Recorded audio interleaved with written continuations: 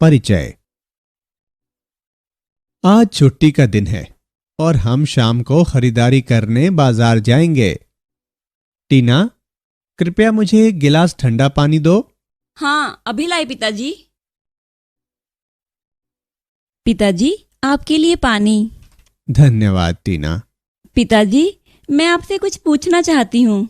हाँ हाँ, पूछो। रेफ्रिजरेटर कैसे कार्य करता है? रेफ्रिजरेटर के अंदर कूलिंग, शीतलन कैसे होती है? बहुत अच्छा प्रश्न पूछा है टीना। क्या तुम्हें नहीं पता कि रेफ्रिजरेटर ऊष्मागतिकी के सिद्धांत पर कार्य करता है? ऊष्मागतिकी वह क्या होता है पिताजी? ऊष्मागतिकी ऊष्मा के विनिमय का अध्ययन है और हमारा रेफ्रिजरेटर इस सिद्धांत पर कार्य करता है, अर्थात यह अंदर से बाहर की ओर ऊष्मा को पंप करता है। ठीक है पिताजी, मुझे मेरा उत्तर मिल गया और मैं ऊष्मागतिकी के बारे में और अधिक जानना चाहती हूँ। आज आइए ऊष्मागतिकी के बारे में और अधिक अध्ययन करें। उद्देश्य। इस पाठ के अंत में आप निम्न करने में सक्षम हो जाएंगे: ऊष्मागतिकी को परिभाषित करना, तापीय समयावस्था को जानना, ऊष्मागतिकी के नियमों को परिभाषित करना, ऊष्मा आंतरिक ऊर्जा और कार्य को परिभाषित करना, विशिष्ट ऊष्माधारिता की गणना करना, ऊष्मागतिकी अवस्था चरों और अवस्था के समीकरण का विश्लेषण करना, ऊष्मागतिक प्रक्रमों को समझना, ऊष्मा इंजन, रेफ्रिजरेटर और हीट पंप का विश्लेषण करना, उत्क्रमणीय और अनुत्क्रमणीय प्रक्रमों को परिभाषित करना, कनार्ट इंजन को समझना। परिभाषा। ऊष्मागतिकी भौतिकी की वह शाखा है जिसमें ऊष्मा और तापमान और ऊष्मा एवं ऊर्जा के अन्य रूपों के अंतः रूपांतरण की अवधारणाओं का अध्ययन किया जाता है। ऊष्मागतिकी एक स्थूलदर्शीय विज्ञान है।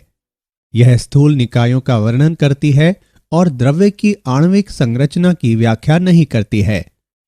Refrigerator, room heater, sweating water bottle, windshield misting दैनिक जीवन में ऊष्मागतिकी के कुछ सामान्य उदाहरण हैं। तापीय समयावस्था। तापीय समयावस्था किसी निकाय की वह अवस्था होती है जिसमें स्थूलदर्शी चर जो निकाय को विशेषता प्रदान करते हैं समय के साथ नहीं बदलते। आइए एक उदाहरण लें। सर्दी के मौसम में जब आप अपने घर का दरवाजा खोलते हैं तो ऊष्मा बाहर के तापमान को संतुलित करने के लिए बाहर निकलती है। कुछ समय बाद आप महसूस करते हैं कि घर के अंदर और बाहर का तापमान एक समान है। यह तापीय समयावस्था के कारण होता है। तापीय समयावस्था वातावरण और दीवार की प्रकृति पर निर्भर करती है जो निकाय को वातावरण से अलग करती है। ऊष्मागतिकी का शून्यवां नियम। ऊष्मागतिकी के शून्यवें नियम के अनुसार यदि दो निकाय ए और बी एक तीसरे निकाय सी के साथ अलग अलग समयावस्था में हैं तो निकाय ए और बी एक दूसरे के साथ समयावस्था में होते हैं। वह भौतिक राशि जो यह निर्धारित करती है कि कोई निकाय एक दूसरे निकाय के साथ समयावस्था में है या नहीं, तापमान कहलाती है। अब शून्यवें नियम को इस प्रकार व्यक्त किया जा सकता है: तापमान एक ऐसी अदिश राशि है जो सभी ऊष्मागतिक निकायों का एक गुण है। इस प्रकार तापमान की समता तापीय समयावस्था के लिए आवश्यक व अनिवार्य शर्त है। आंतरिक ऊर्जा, ऊष्मा और कार्य।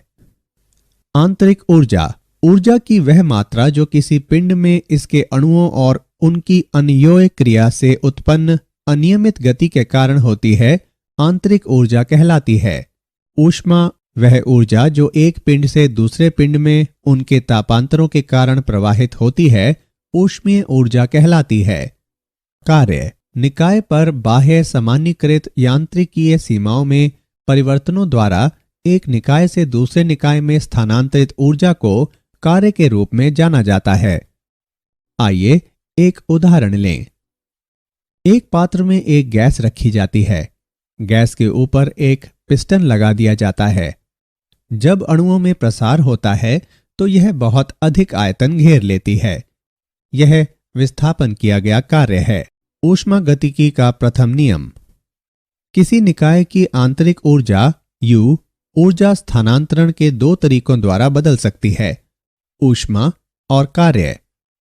ऊष्मागतिकी के प्रथम नियम के अनुसार निकाय को दी जाने वाली ऊर्जा डेल्टा Q का कुछ भाग निकाय की आंतरिक ऊर्जा डेल्टा U को बढ़ाने और शेष वातावरण पर कार्य डेल्टा W करने में व्यय होती है।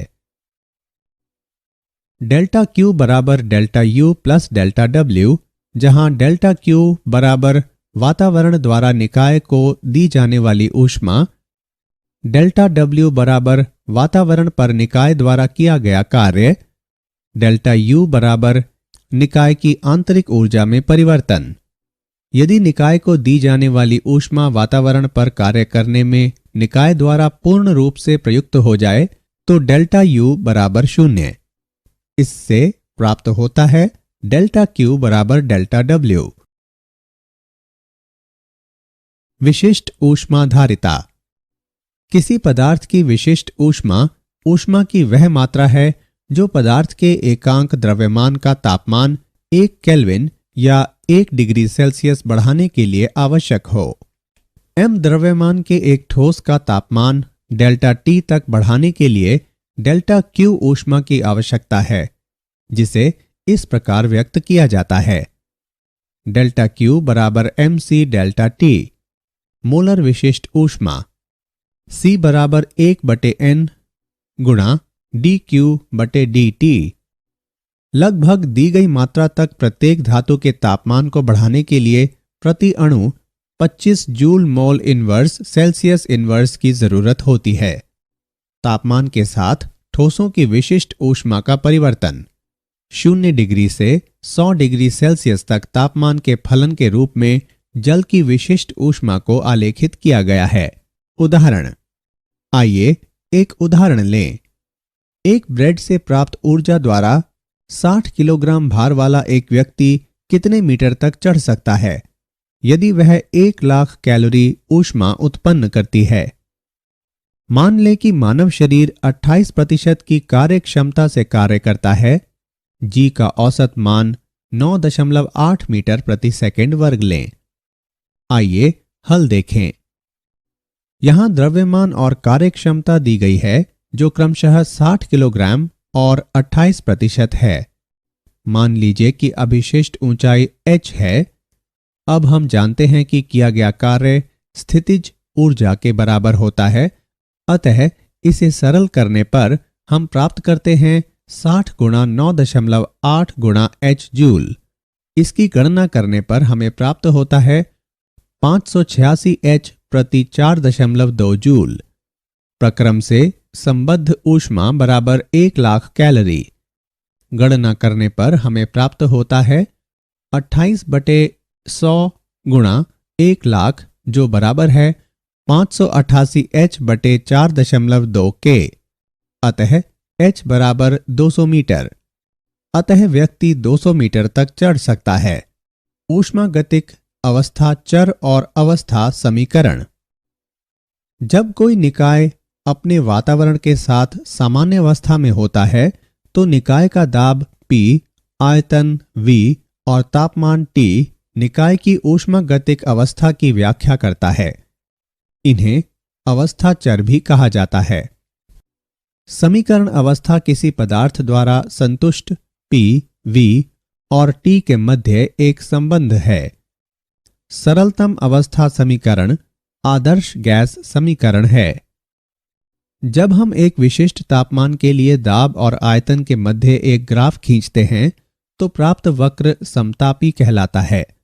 CO2 के लिए अलग अलग समतापियों के आलेख इस प्रकार हैं।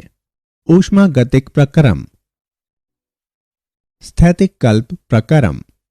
ऐसा निकाय जो अपने चरों को इतनी मंद गति से बदलता है कि यह पूरी प्रक्रम में अपने वातावरण के साथ तापीय या तांत्रिकीय समावस्था में रहता है। स्थैतिक कल्प प्रक्रम में प्रत्येक चरण में निकाय और वातावरण के दाब और आयतन में बहुत कम अंतर होता है।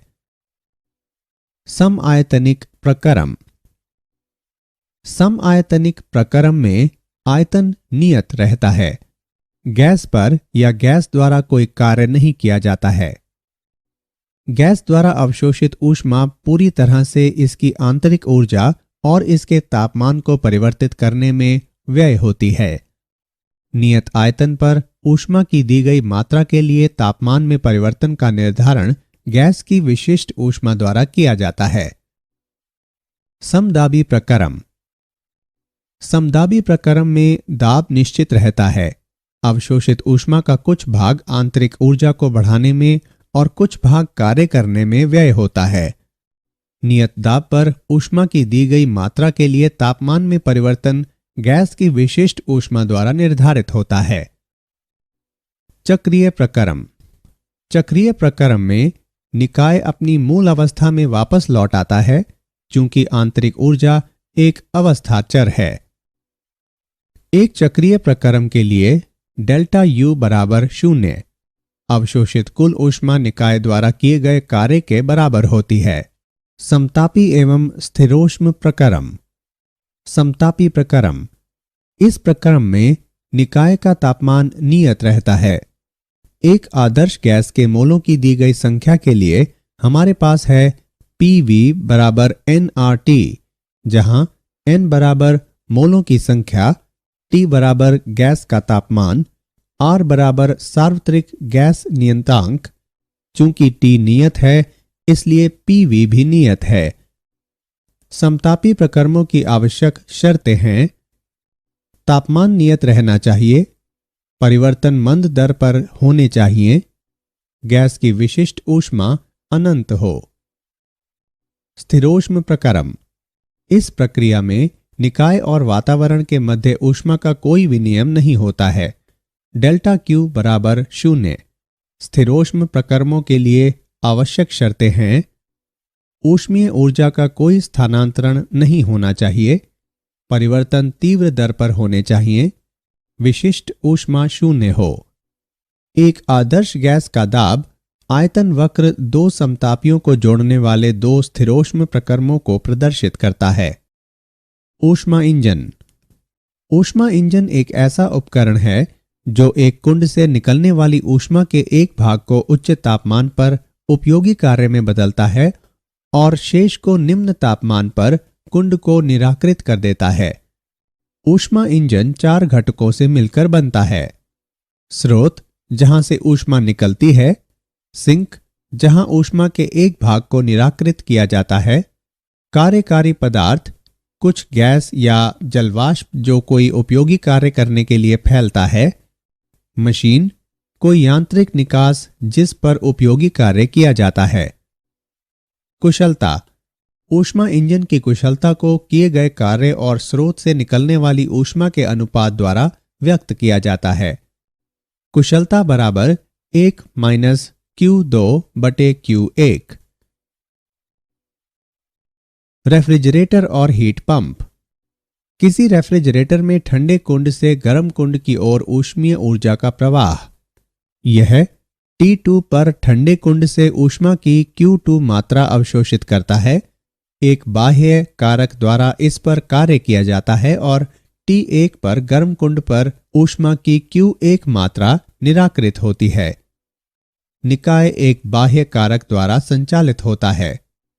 रेफ्रिजरेटर का निष्पादन गुणांक अल्फा बराबर Q2 बटे Q1 माइनस Q2। ऊष्मा गतिकी का द्वितीय नियम। ऊष्मा गतिकी के प्रथम नियम की निम्नलिखित सीमाएं हैं। यह उस दिशा को इंगित नहीं करता है जिसमें परिवर्तन हो सकता है। ऊष्मा गतिकी का प्रथम नियम इस बारे में कोई विचार नहीं देता कि परिवर्तन किसी सीमा तक होता है। ऊष्मा गतिकी का द्वितीय नियम प्राकृतिक रूप से होने वाले ऊर्जा रूपांतरण की दिशा के बारे में जानकारी देता है। द्वितीय नियम के दो प्रमुख कथन इस प्रकार हैं। क्लासियस कथन: ऐसे उपकरण का निर्माण करना असंभव है जो जब एक चक्रीय प्रक्रिया में परिचालित हो तो एक ठंडे पिंड से गर्म पिंड में ऊष्मा स्थानांतरण के अतिरिक्त कोई अन्य प्रभाव उत्पन्न न करे। केल्विन प्लांक कथन: ऐसे उपकरण का निर्माण करना असंभव है जो जब एक चक्रीय प्रक्रम में परिचालित हो तो एक स्रोत से ऊष्मा लेकर इसे पूरी तरह से कार्य में रूपांतरित कर दे। उत्क्रमणीय और अनुत्क्रमणीय प्रक्रम। उत्क्रमणीय प्रक्रम यह वह प्रक्रम है जिसे पुनः विपरीत दिशा में प्राप्त किया जा सकता है ताकि निकाय और वातावरण प्रत्यक्ष प्रक्रम में प्रत्येक चरण पर उसी एक समान अवस्था से गुजरते हैं। विद्युत अपघटन एक स्प्रिंग का मंद स्पीडन एवं विरलन उत्क्रमणीय प्रक्रम के उदाहरण हैं। अनुत्क्रमणीय प्रक्रम यह एक ऐसा प्रक्रम है जो अपनी मूल अवस्था में वापस नहीं लौटते। निकाय प्रत्यक्ष प्रक्रम में एक समान मध्यस्थ अवस्था से नहीं गुजरता है। सभी रासायनिक अभिक्रियाएं और प्राकृतिक प्रक्रम अनुत्क्रमणीय प्रक्रम के उदाहरण हैं। Connaught engine. कनाट का इंजन उत्क्रमणीय चक्र के कार्य करता है जिसे कनाट का चक्र कहा जाता है। एक कनाट के चक्र में निम्न चरण होते हैं। समतापी प्रसार। सिलेंडर स्रोत के साथ तापीय संपर्क में रखा जाता है और पिस्टनों पर धीरे धीरे भार घटाया जाता है। गैस नियत तापमान T1 पर समतापीय रूप से फैलती है और आयतन V1 से बढ़कर V2 हो जाता है। इस प्रसार के दौरान अवशोषित ऊष्मा की मात्रा Q1 है। स्थिरोष्म प्रसार। सिलेंडर को एक अचालक स्टैंड पर रखा जाता है और पिस्टनों के भार को और घटाया जाता है। स्थिरोष्म प्रसार तब तक होता है जब तक कि तापमान गिरकर सिंक के T2 तक नहीं पहुंच जाता। गैस का आयतन V2 से बढ़कर V3 हो जाता है और इसका तापमान T1 से गिरकर T2 हो जाता है। समतापी स्पीडन। सिलेंडर को सिंक पर रखा जाता है और पिस्टन पर भार को बहुत धीरे धीरे बढ़ाया जाता है। गैस T2 पर समतापीय रूप से संपीड़ित होती है और इसका आयतन V3 से घटकर V4 हो जाता है। समतापीय स्पीडन के दौरान निराकृत ऊष्मा Q2 है। स्थिरोष्म स्पीडन। सिलेंडर को अचालक स्टैंड के ऊपर रखा जाता है और भार को और बढ़ाया जाता है। स्थिरोष्म स्पीडन तब तक होता है जब तक कि गैस का तापमान स्रोत के तापमान को बढ़ा नहीं देता। इस प्रकार गैस का आयतन और घटकर V4 से V1 हो जाता है और इसका तापमान T2 से बढ़कर T1 हो जाता है। एक कनाट चक्र की कुशलता है Q1/Q2 बराबर T1/T2। क्या आप जानते हैं? क्लासियस ने दिखाया कि प्रत्येक घटना वास्तव में इसलिए होती है क्योंकि ऊर्जा उच्च ऊर्जा वाले क्षेत्रों से निम्न ऊर्जा वाले क्षेत्रों की ओर, गर्म क्षेत्र से ठंडे क्षेत्रों की ओर गति करती है। एक बार ऊर्जा के ऊष्मा में बदल जाने पर या नष्ट हो जाने पर इसका पुनः उपयोग नहीं किया जा सकता। जैसे कि बर्फ के पिघल जाने पर आप उससे पुनः इग्लू नहीं बना सकते। ऊष्मा गतिकी के द्वितीय नियम के अनुसार प्रत्येक बार उपयोग करने पर ऊर्जा नष्ट होती है। इसलिए ब्रह्मांड की एंट्रैपी बढ़नी चाहिए। सारांश। आइए हमने जो कुछ सीखा है उसे संक्षेप में दोहराएं। ऊष्मा गतिकी भौतिकी की वह शाखा है जो ऊष्मा और तापमान और ऊष्मा के अंतः रूपांतरण और ऊर्जा के अन्य रूपों की अवधारणाओं पर चर्चा करती है। तापीय समयावस्था किसी निकाय की वह अवस्था है जिसमें स्थूलदर्शी चर जो निकाय को विशेषता प्रदान करते हैं समय के साथ नहीं बदलते हैं। यदि दो निकाय A और B एक तीसरे निकाय C के साथ अलग अलग समयावस्था में हैं तो निकाय A और B एक दूसरे के साथ समयावस्था में होते हैं। निकाय को दी जाने वाली ऊर्जा का कुछ भाग निकाय की आंतरिक ऊर्जा बढ़ाने में और शेष वातावरण पर कार्य करने में व्यय होता है। किसी पदार्थ की विशिष्ट ऊष्मा ऊष्मा की वह मात्रा होती है जो पदार्थ के एकांक द्रव्यमान का तापमान 1 केल्विन या 1 डिग्री सेल्सियस बढ़ाने के लिए आवश्यक हो। ऐसे उपकरण का निर्माण करना असंभव है जो जब एक चक्रीय प्रक्रम में परिचालित हो तो एक ठंडे पिंड से गर्म पिंड में ऊष्मा स्थानांतरण के अतिरिक्त कोई अन्य प्रभाव उत्पन्न न करे। ऐसे उपकरण का निर्माण करना असंभव है जो जब एक चक्रीय प्रक्रम में परिचालित हो तो एक स्रोत से ऊष्मा लेकर इसे पूरी तरह से कार्य में रूपांतरित कर दे।